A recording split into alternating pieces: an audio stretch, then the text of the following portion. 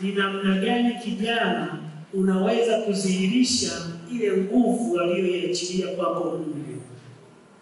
Bwana Yesu asifiwe sana.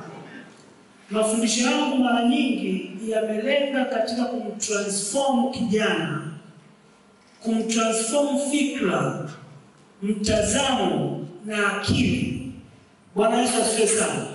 Yaani central theme ya mafundisho yangu mimi ni kukutransform wewe, kubadilika katika mtazamo, fikra na akili yenyewe, nikiamini kabisa utakuwa na uadilifu ulio bora, utakuwa na personality iliyo njema. Bwana Yesu asifiwe sana.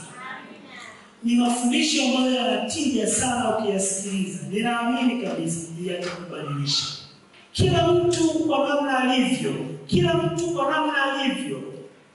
Ukimwangalia mwingine na kufanana naye, kila mtu ni mtu wa muhimu, ni mtu special, ni mtu wa thamani. Kila kijana anayemtazama sio kama wewe, na yuko special kwa makusudi. Bwana Yesu asifiwe sana. Ni kwa makusudi. Kwa hiyo usimwone mwenzio kama hafai. Usimwone mwenzio kwamba ana utofauti na watu wengine. Yupo kwa makusudi. Bwana Yesu asifiwe sana. Yupo kwa makusudi. Sasa kusudi lake mara nyingi limejengwa na mtazamo. Kwa kila mtu hapa alipo, kuna namna anavyotazama. Ana mtazamo wa maisha yake, ana mtazamo wa uchumi wake, ana mtazamo wa Mungu wake. Kwa hiyo kila mtu anatembea katika mtazamo. Sasa swali nikikuuliza, wewe unajitazamaje?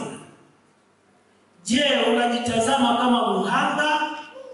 Unajitazama kama mshindi? Au unajitazama kama mtu mwenye mafanikio? Hapo ndo kuna utofauti mkubwa.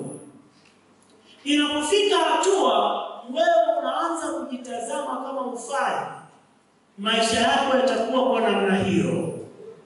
Bwana Yesu asifiwe sana. Kuna aina tatu za watu duniani.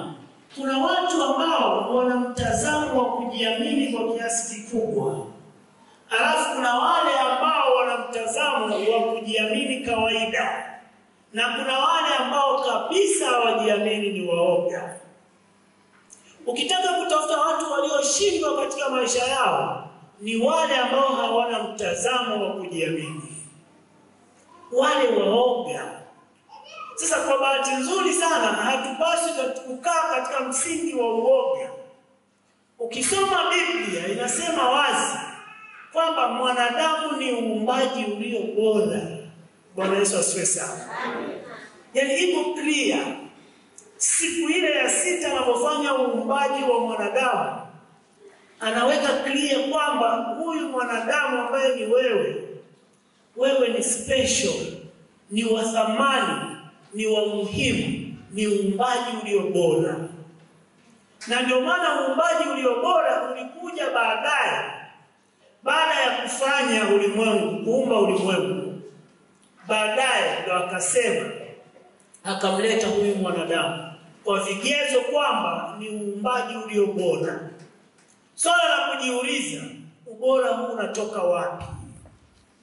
Ubora huu unatoka wapi ili uweze kuwa na mtazamo ambao ni chanya?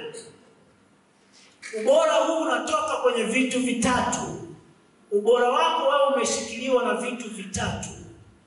Tunataka tumuone kijana mwenye nafsi iliyo njema. Tunataka tumuone kijana mwenye fikra iliyo njema. Tunataka tumuone kijana mwenye Roho Mtakatifu.